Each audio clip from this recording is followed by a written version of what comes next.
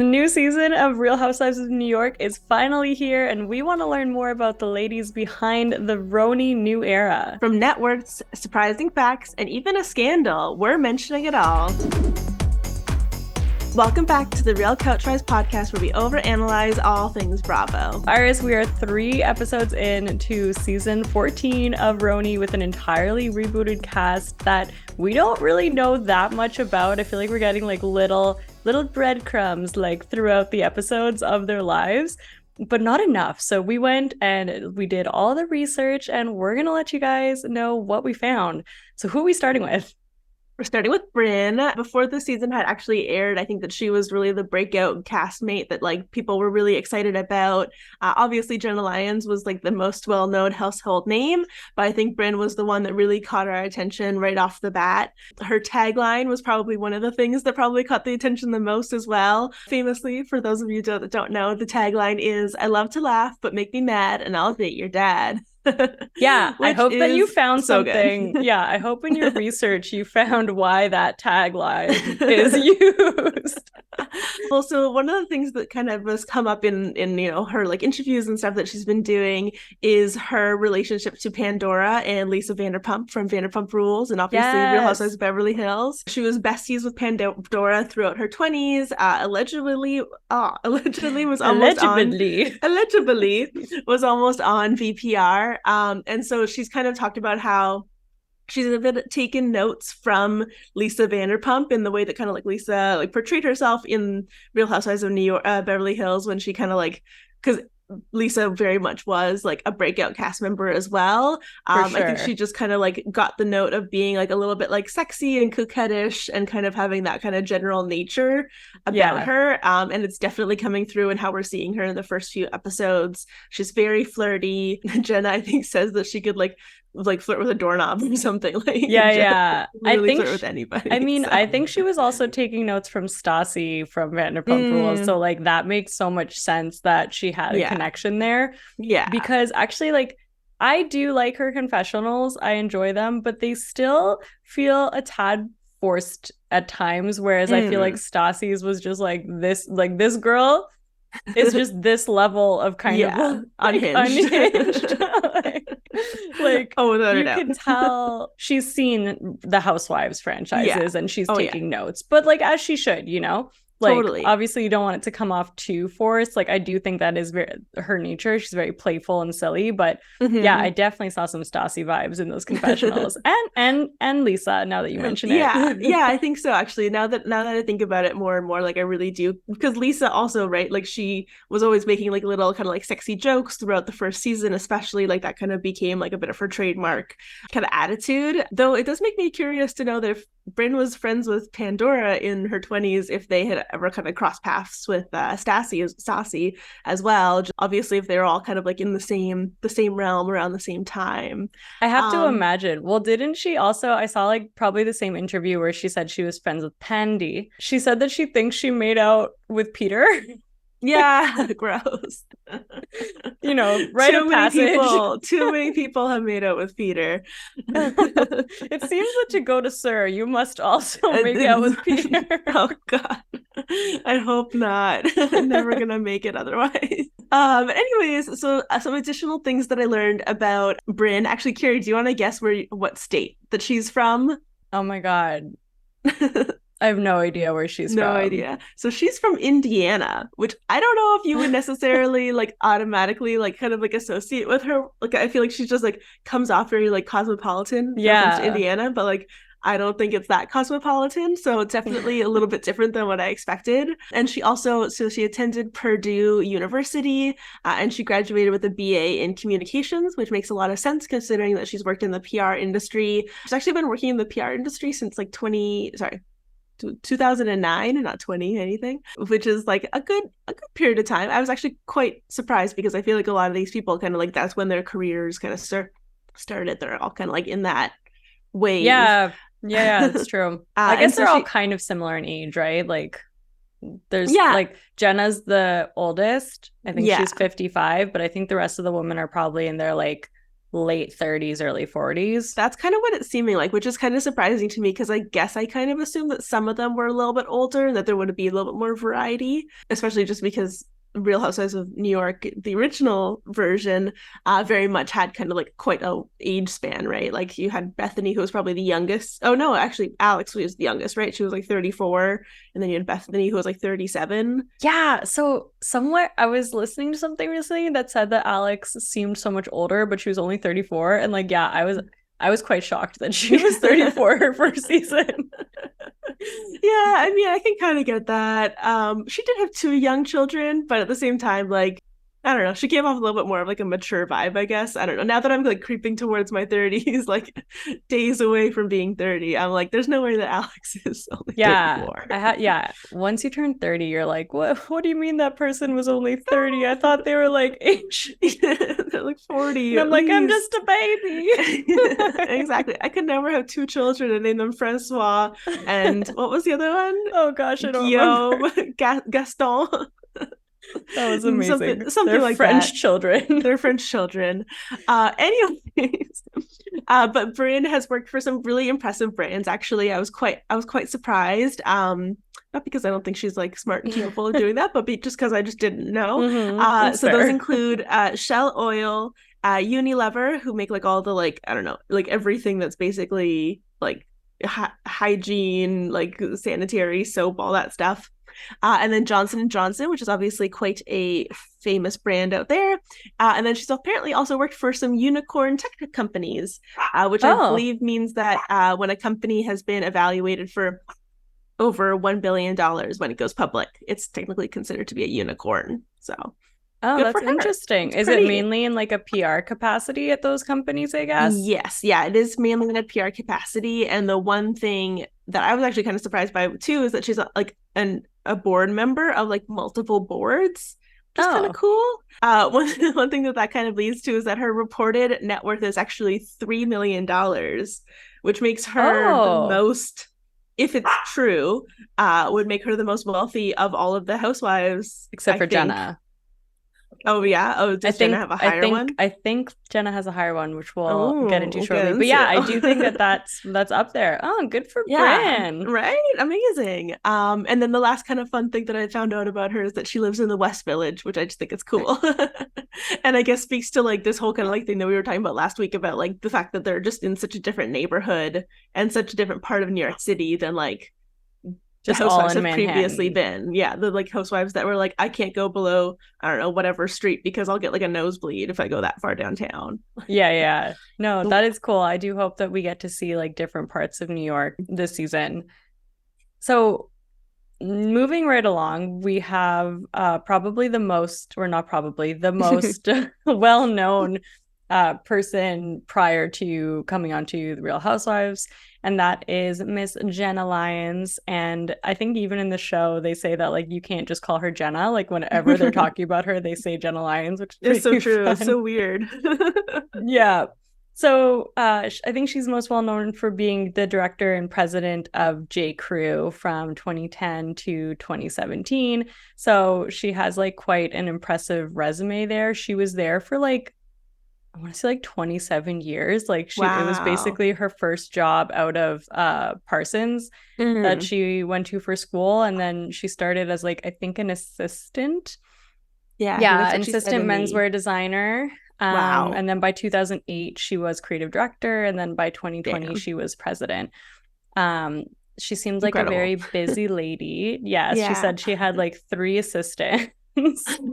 Oh my god. I just like, I can't not think of The Devil Wears Prada. Right? Oh my god. That's amazing. I hope that she was nicer than The Devil Wears Prada. I hope so. I hope so too. Totes everywhere. Such a good movie. I should go rewatch. Oh my god, it's so good.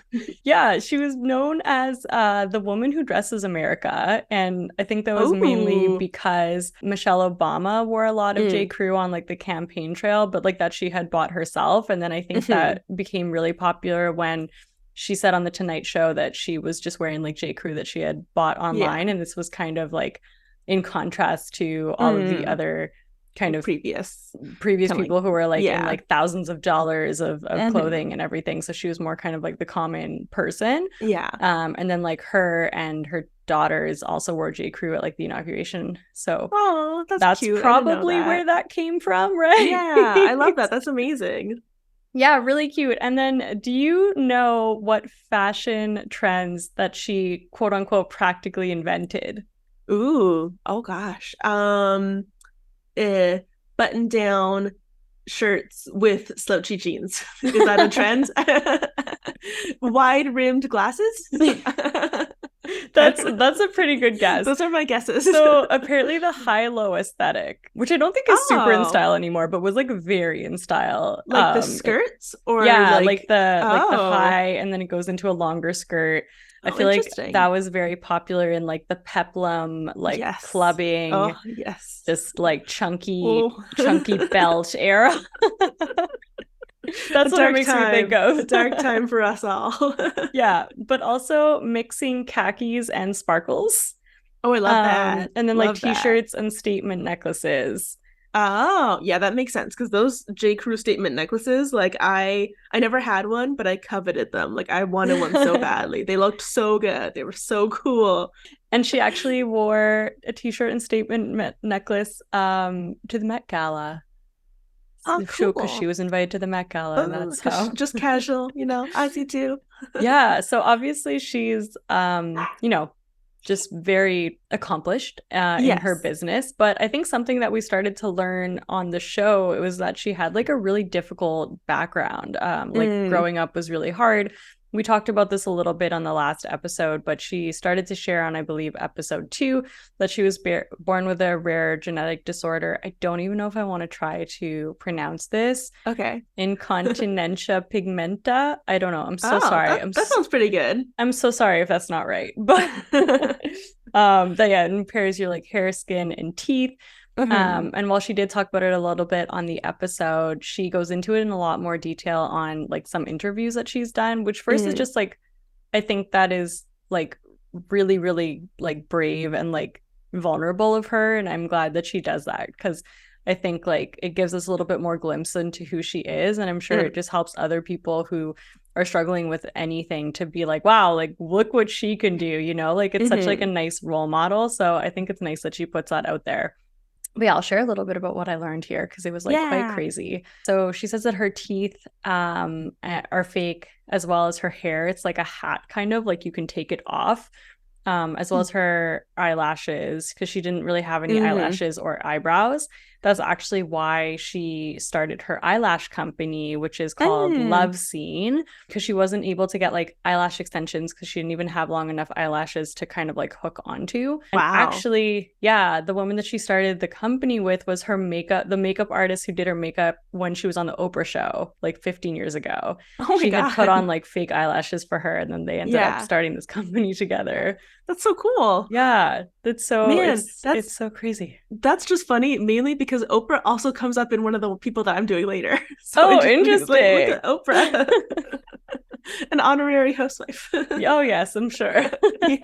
But yes, so she actually until 10th grade she only had about like 13 very small teeth, and she had like big gaps in her mouth. She had veneers bonded on like in 10th grade, but they were done really poorly. So she said the teeth has been like the hardest struggle for her, because at the time she like couldn't afford like a good enough dentist. Sorry, I'm getting a call. Let's just turn that off. So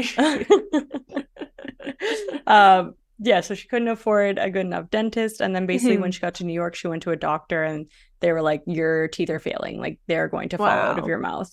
Like you can either get dentures or you can have like a massive reconstruction with implants. But there was like problems with dentures because like her face wouldn't be able to hold itself up, kind of. It's like really brutal. And then she's had like 14 oral surgeries to basically be able to support these implants, because like, for example, like her nose was collapsing because there was like a lack of bone. She had to have like her sinuses raised, which like I don't even know what that means, but it sounds really difficult. And she said she basically could have bought like a house with the money that it's cost her to do all of this. So yeah, it's like really crazy. And she didn't even know that she had really this disease. Yeah. Because her mom also, which we learned on the show, had like pretty severe Asperger's. Mm-hmm. So she, you know, struggled with kind of like human connection and like empathy. So her mom wouldn't really like talk much about it. She would just kind of be like, well, you know, why do you care what you look like? Like, I think you're beautiful. Like, it's fine. Okay. So just like, yeah, just so many layers of complexity that I can't even imagine how someone would kind of like maneuver their way through that. And then just to see where she is now, it's like. And it's hard enough to kind of like go through like grade 10 or like high school or any of that. Like, just as a, you know, person that doesn't have like this disorder or whatever it technically counts as.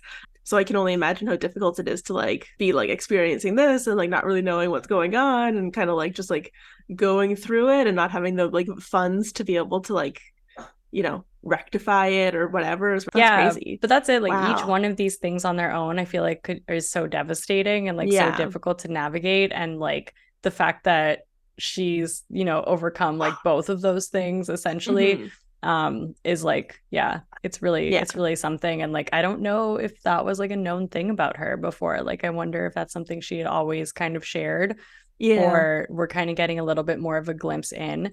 It did kind of make me think back though to this most recent episode where the girls are all really mad at her because she left Erin's house to go sleep at her own house in the Hamptons because she like had a call early in the morning. And it's like, you know, like she had just told this story essentially that her mom had Asperger's and her mom was like colder to her. And like, they're like, oh, wow, we see like she can be a little bit cold and like a little bit aloof in that way. And like they were trying to understand why. And she said that she like struggles with friendships because she's never seen it like modeled.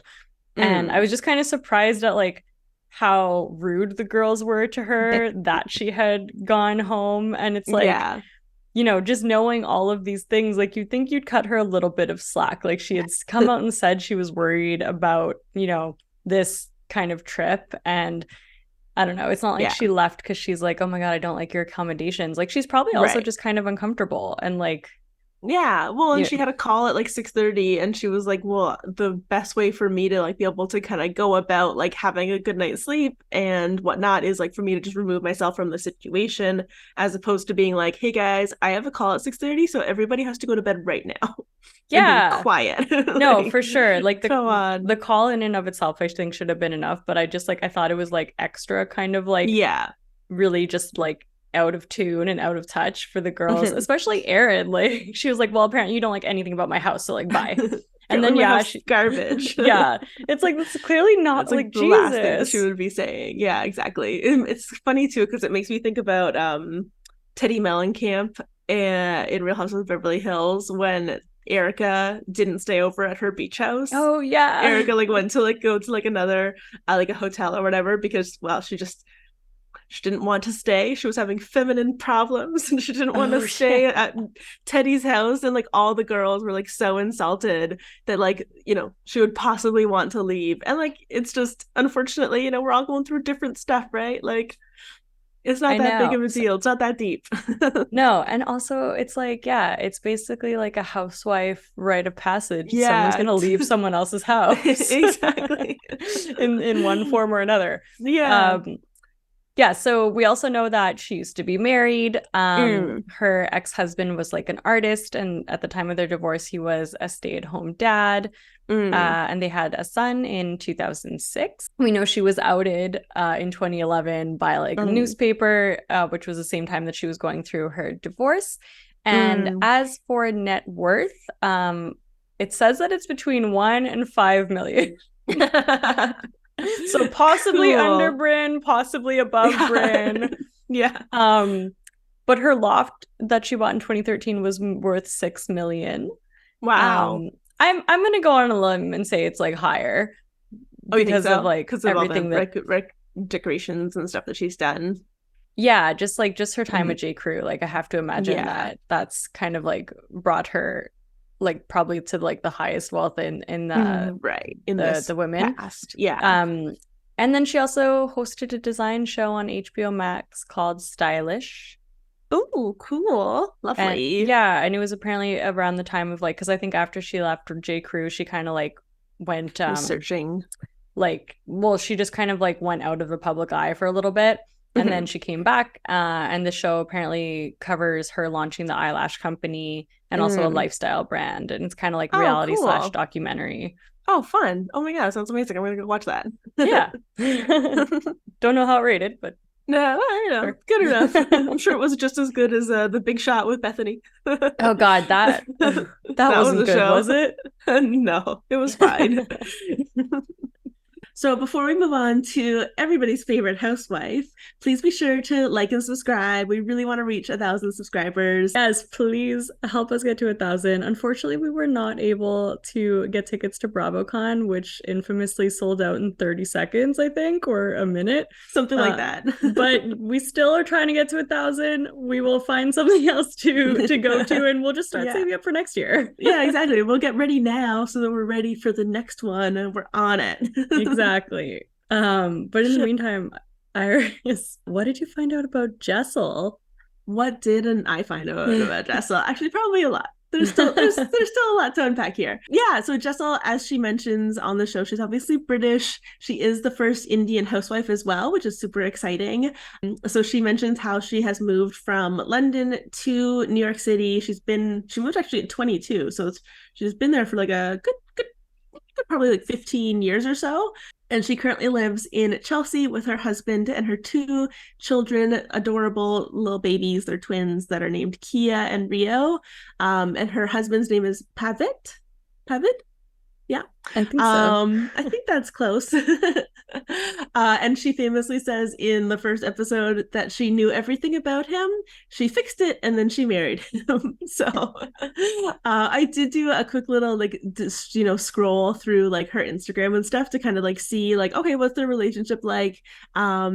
And I went all the way back because you can go all the way back. I think it's like 2013 is like her, or 2012 maybe, or like her first post. So like you can really get some like OG, like real like Instagram nostalgia. So like the what was like sepia or whatever. Yeah, sepia. And like when things had like borders on them. Or like you'd get a layout and then you'd do like 4 photos in like one photo. Yes. And then you'd go on a night out and then you'd post like multiple photos, but you couldn't do like a slideshow of photos. Yeah, so they were just like a single, like this is a photo, and then this is a photo, and this is a photo. Just a fun little deep dive. Just a quick shout out to the years where we would go out to a club and then we would post a 300 photo album on Facebook.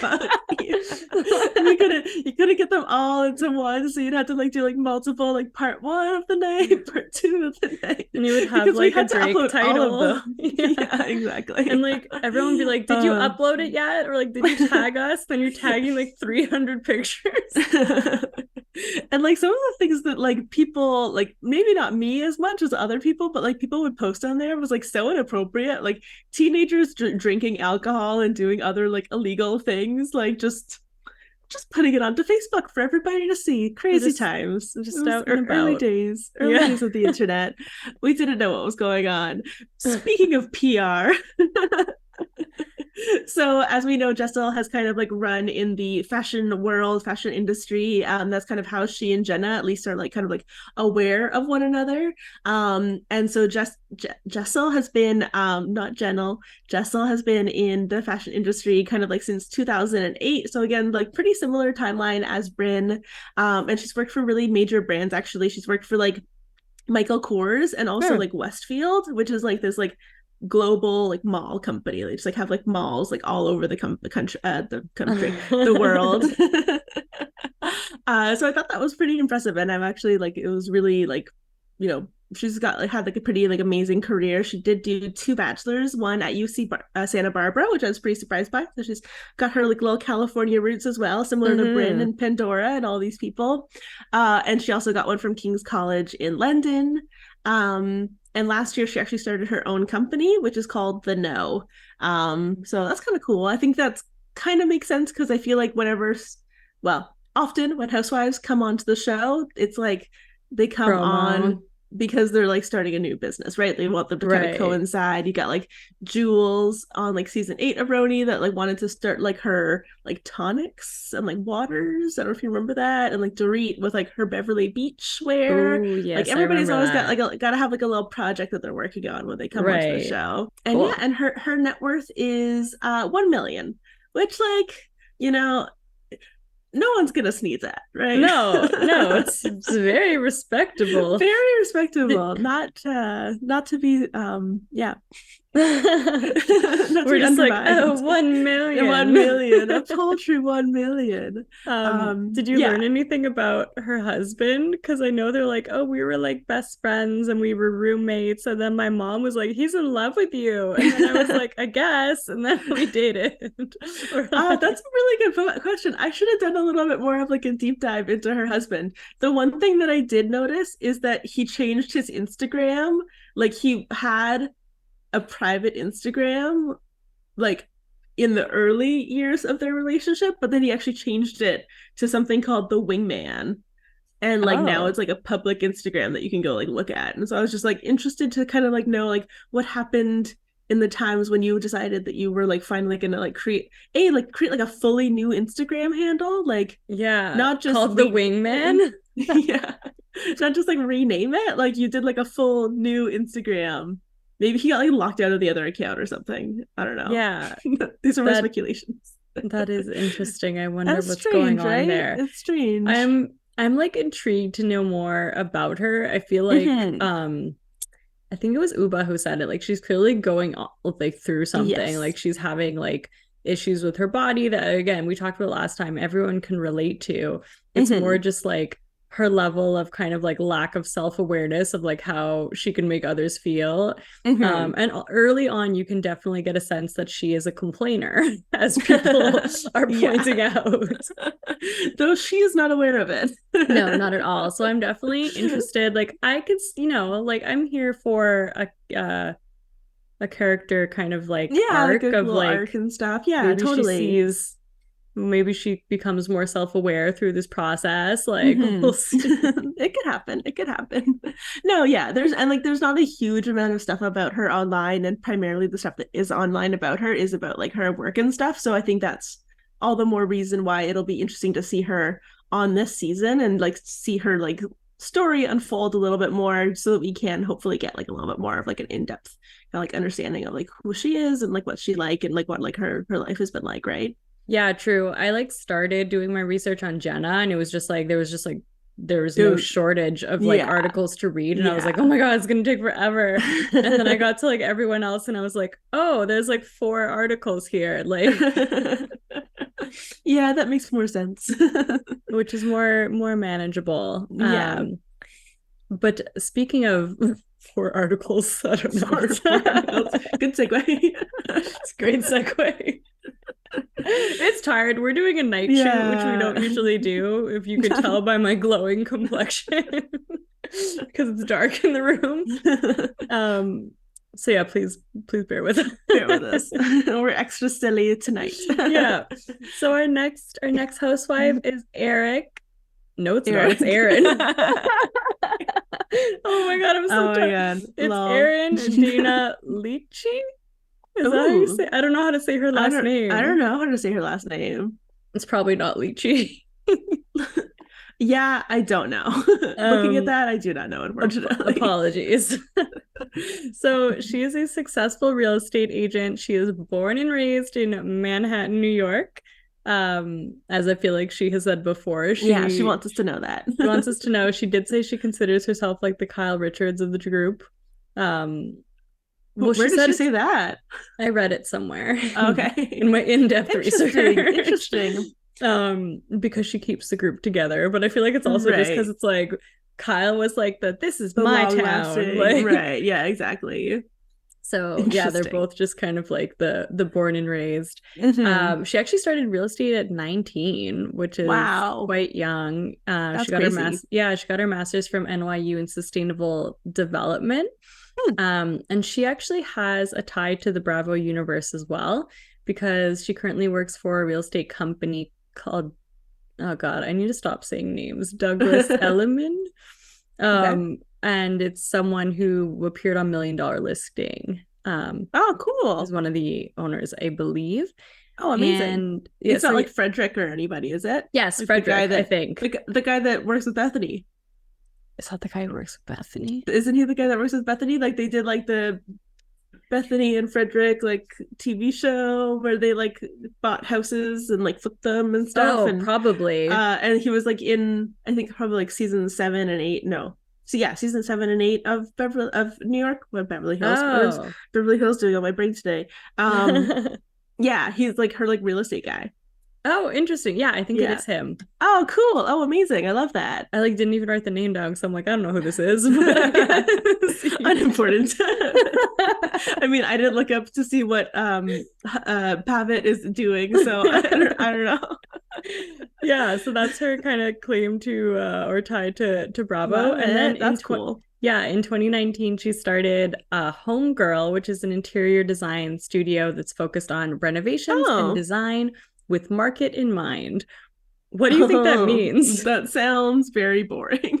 It's so that they will be able to, like, I guess maybe they use they can do like home staging, right? Because like the way that like people like are like, oh, just like stage my home so that it's like palatable and people want to buy it based on what it looks like.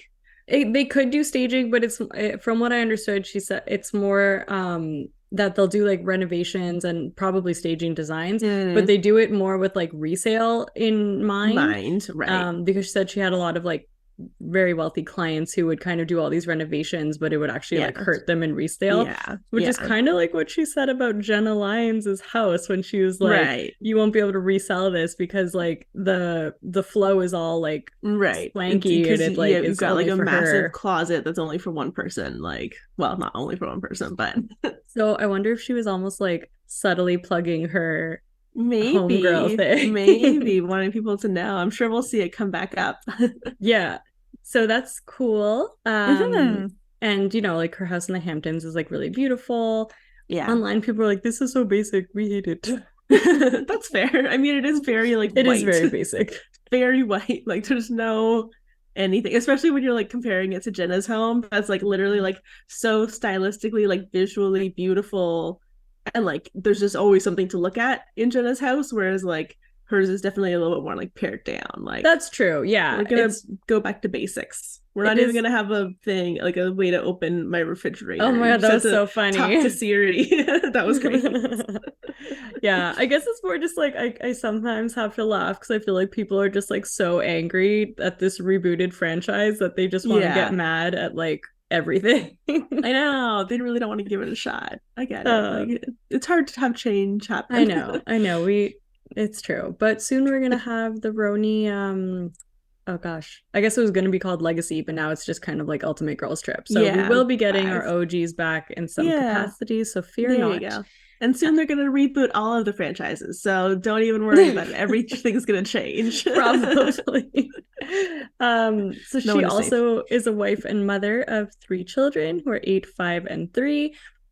She was married at 25 to her husband, Abraham, who is a lawyer, but also likes to DJ on the side. Oh, that's why he was doing that. Interesting. Cool. And then, do you know why she was most recently in the news? I do. I believe some allegations came up about certain donations that she made to certain campaigns in the political system. Yes, exactly. So leave it to Redditors, who I think kind of resurfaced like a post from last year. Or was it just like a post was resurfaced from Reddit? But Reddit did the digging. Okay. That's what I know. Cool. But they basically found out that, last year she donated to Trump's not last year. In 2020, she donated to Trump's Stop the Steal campaign. Yeah. I heard it was 3 times. 4 times. 4 times? 4 separate times. That's a lot of times. Like, what? Yeah. So that's how they get you those donations. She donated on November 5th and 6th, but there was no like specific purpose to it, but it was to like the Republican Party's like fundraising committee. But then on the 7th and 9th, it was actually like written that it was for like Make America Great Again committee or Trump fundraising. Because I feel like on the 5th, they hadn't announced Biden had won yet, right? Like there was like, because he didn't like win on election day. It was like a few days later. Well, they elected, I think they announced that he won November 3rd. And then because November 6th, they were projecting it, or maybe it was because it was during COVID, right? So they like were super pedantic. I'm sorry, right? They were still like counting. They had the mail-in ballots and stuff. So there was like days later that they were like, it wasn't. I think it was a Saturday that it was announced. But it was definitely like after the election that she had like continued to kind of like make these donations. Yeah, totally. So now I think people are kind of like digging up her like political views and things like that. She did make a statement denying her support for this. She said, regarding the hateful and misinformed social commentary going on about me, I'd like to dispel these false narratives before they continue any further. I do not deny the election. I've never supported Stop the Steal. I unequivocally believe the 2020 presidential election was fair. The president was rightfully elected. Interesting. Do we believe it? I mean, those are some pretty damning like I just how would you like find like fake documents of somebody donating money? Like, is that possible? That's it. Like, I don't know. Have you seen the documents, the like if allegedly falsified documents of like of the donations or anything? No, I didn't look too deeply into it. Because the thing is, like, I don't know, there are a lot of like Republican housewives out there, right? Like, so I'm sure. Well, remember Ramona when she just like refused to say any of it, but like very clearly, like, what are you talking about? And like Dolores, I hear, is Republican. Like, I think like Whitney from Salt Lake City is Republican. So like I think there's like a lot of like Republican like housewives. So she wouldn't be like the only one if it ended up happening to be true, but it's definitely interesting to have like something come out and then have to say that it's not true, and if it is true, well, like, she's not saying that she didn't support Trump. She's saying that she didn't donate money, like she didn't support the like Stop the Steal campaign. But so we'll have to see if that continues to be in the news cycle at all, or if it just kind of peters out. I know. We'll keep an eye on it. I mean, look, when you come onto this type of show, people are gonna find out things. Oh yeah, for sure. Oh my god. Well, and that's even what happened with Jenny on Salt Lake City, right? Like, nobody looked at her Facebook. Nobody on production looked at her Facebook. Yeah, that was so crazy. That was like, what was gonna happen? That was like, wow, you guys really have like no screenings then, eh? Just like letting anybody on this. Anyway, moving right along. On a happier note, or I think a happier note. Oh wait, her net worth. Did we talk about her net worth? No, let's hear her net worth. My bad. Because allegedly, she's gonna buy a $1.2 million ring on the upcoming season. Oh, she's looking at. Well, apparently her net worth is $1 million, so maybe she's just spending it all. So I wonder though, because and obviously this is now super different because of everything that's come out about Tom Girardi, but when Erika Jayne was on Real House of Beverly Hills, her reported net worth was $5 million, but that was because her net worth wasn't tied, allegedly, to Tom Girardi's net worth. Because I think he had like allegedly $130 million. Obviously, he had no money because he was running a Ponzi scheme. It was all just fake. But I wonder if that means that like Erin and her husband actually have like different net worths. Right? Yeah. Also, I think all of these net worths are very like it's speculated, like, because like they're not. I don't think people have as much access to this information on them specifically, especially because they're just coming into kind of fame. So I feel like we got to put a big asterisk on like all of these. That's totally fair. And even like Zendaya has been like, I've heard that like my net worth is like, I don't know, $20 million or something. And then she's like, I would love to know where that money is. So like, who knows what generates this net worth to me. I would love to see that in my bank account. Anyways, so moving along to Ubah, who I think is currently my favorite on the show. She's so fun. She's so fun. She's so amazing. And learning about her was actually like super interesting. So obviously, you know, for those of you who don't know or whatever, she is she's a model and she's the founder of a hot sauce company. And one thing that I found was super interesting about that hot sauce company is that it was listed as one of Oprah's favorite things in 2021. So there's our second Oprah reference. The Oprah reference. It came back. It has returned. Is it called Ubah Hot? Was that right? It is. It's Ubah Hot. Okay, that's the best Ubah name. Hot. And apparently you can get it on Amazon, so check it out. Oh. Yeah. And I love how like her description for it on the show was like, yeah, if you're like on a diet and you have some like bland chicken, you can just like put on some hot sauce. Well, I mean, that's one way to go. I put some hot sauce in my mac and cheese the other day. That was really good. Sounds nice. So in addition to that, she is also she's not a thing. Oh, these are my two random fun facts. One of them we already know is that she's a lover of bananas. We know that. Number 2 is that she's not a fan of themed parties. Oh, how did you find that one out? That was on the show. She stated that she's not a fan of themed parties. I think that was when she, like, Jenna like got them to like dress up in like khaki and black. And then everybody just dressed up in black. Right. So those are my fun little tidbits for her. Obviously she is, well, so interestingly on what's it called? Wikipedia, it said that she's Somali Canadian, but I don't know if that's just because she like managed to get Canadian citizenship, but so she's originally from Somalia. When she was younger, her mom and her sister and her had to leave and go to Ethiopia because of kind of like the circumstances in Somalia. And then later when Ubah was 15, she actually moved to Canada by herself and lived there for a year. Oh, no way. Before her mother and her sister could join her. Do you know where in Canada, or just said Canada? So it doesn't say, but then so she gets scouted, as you know, all great models do. She gets scouted just walking through a park, allegedly, which I feel like is like the thing that they always say. It just came upon me like nobody. I wasn't seeking modeldom. I just became a model. Yeah. And then she went to go work when she started working as a model in Toronto and in Vancouver. Oh, cool. So like impossible to say exactly where she like landed, but yeah, so that's where she was from. And you know, one of the kind of the interesting things that I did learn about her in the process of, you know, researching is that she lived in a homeless shelter for a year when she first moved to Canada. Oh wow. Yeah, which is like pretty crazy. For a year. For a year, right? Like that's a long time. Yeah. And it's just, I think it's just so interesting to kind of like reflect back on like how different this cast is from like other casts, right? Like the stories that we're hearing, even for Brynn, like we're getting a little bit of a sneak preview of like, you know, her kind of having gone through like a difficult time with her family or something that's kind of come up in the next episode.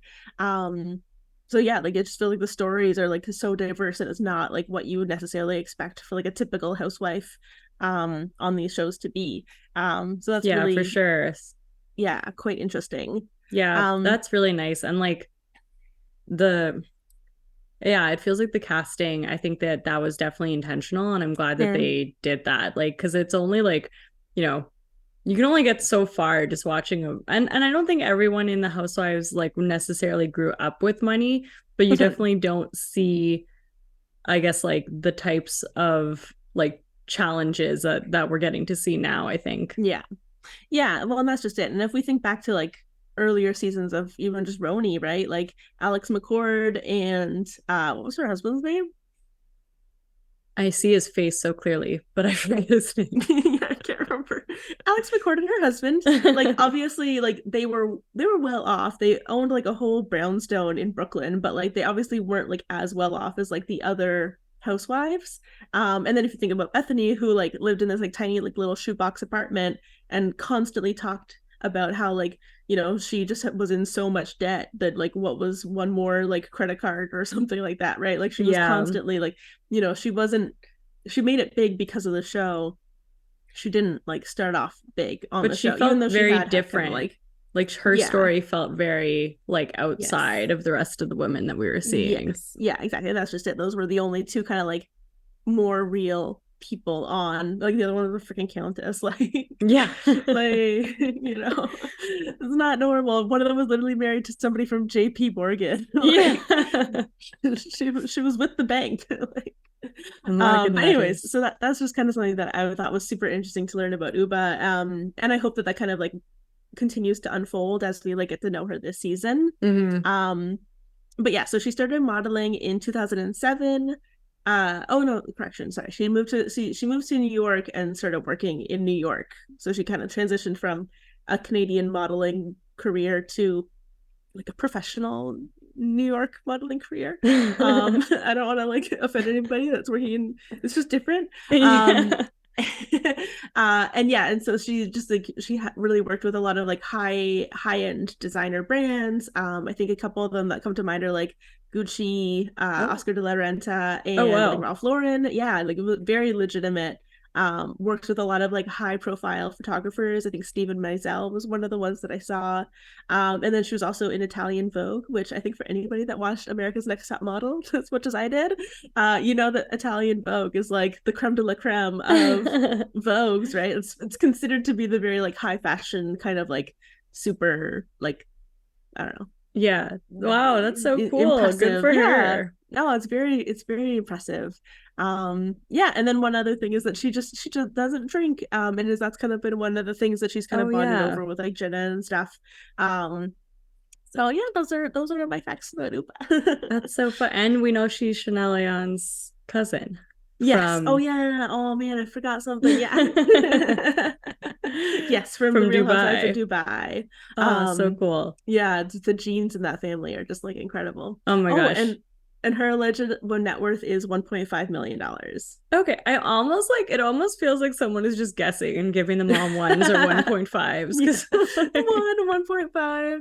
Well, yeah, I mean, probably. Does she? Oh yeah, I don't know. Because that came up a lot. That's fine. I'm excited to see more of Ubah. I think like she brings like such a fun energy to the show. She really does. And yeah, that was a fun little tidbit. So that brings us to our last housewife, which is Sai, who is a blogger and social media influencer who is representing Brooklyn. And all I can ever think about on that opening scene of the first episode of this new RHONY shot in Brooklyn is the Alex McCord.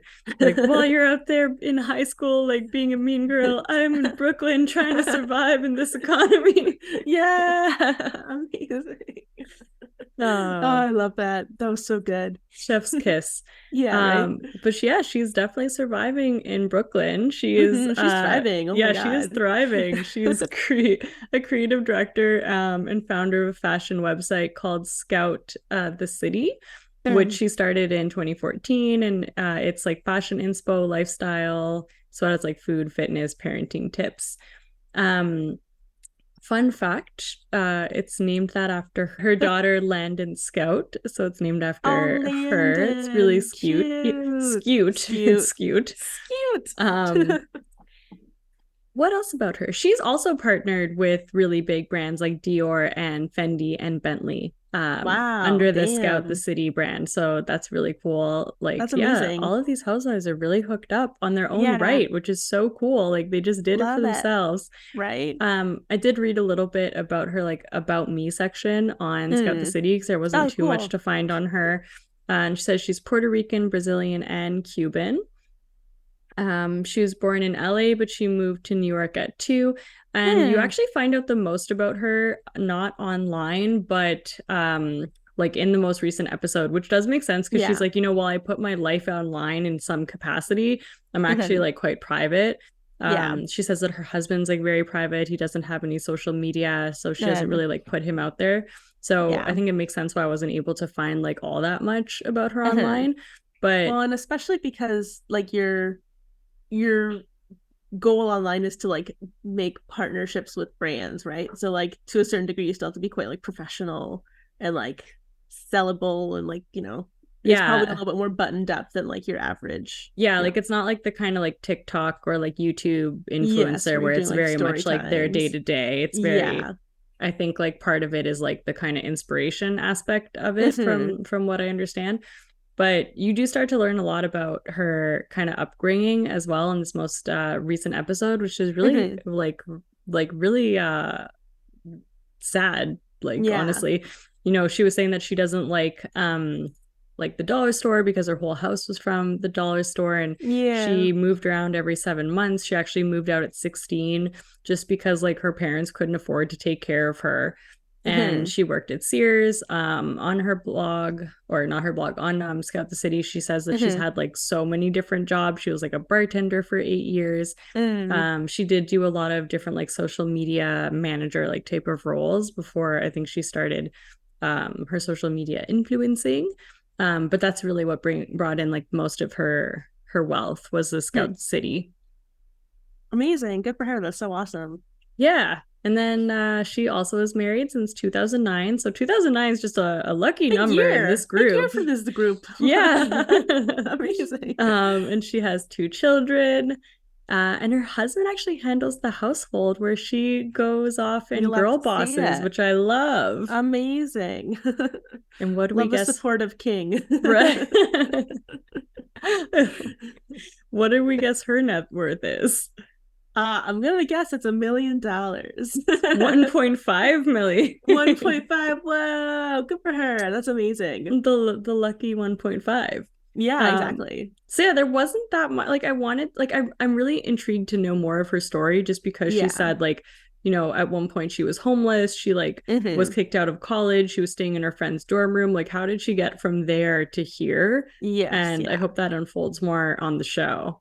Oh, amazing. Yeah, no, I'm definitely really, I feel like the 3rd episode kind of brought me back into being okay, I have to give these women a chance, right? Because we don't know their stories yet. We obviously get first impressions when we watch the first few episodes, but hearing Sai's story in episode 3, I'm wow, there's still so much to learn about these ladies.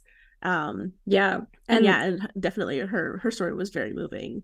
It was, and I feel like they're letting us in so much earlier than other housewives do at this point. And maybe I just have a little bit of rose-colored glasses right now, but I don't feel like we got this deep into people's past. And I think it's because the show was starting to change a little bit, like we were saying before.